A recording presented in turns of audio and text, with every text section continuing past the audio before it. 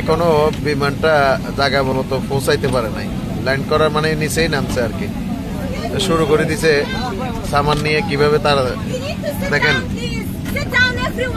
এখনো দেখেন বিমান কিন্তু জায়গায় পৌঁছাই নাই।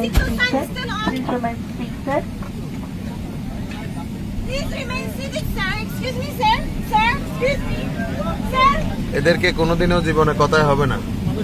হ্যাঁ, দেশের বদনাম এদের কারণে। 7-8 ঘন্টা 10 ঘন্টা বসে আসছে, কোনো সমস্যা হয় নাই। বিমান এখনো রানিং আছে, দেখেন বিমান এখনো রানিং আছে,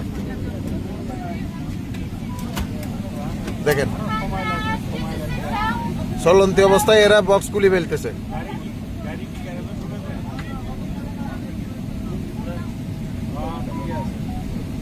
চলন্ত অবস্থায় এরা বক্স খুলে ফেলতেছে, এদেরকে কি বলবেন আপনি?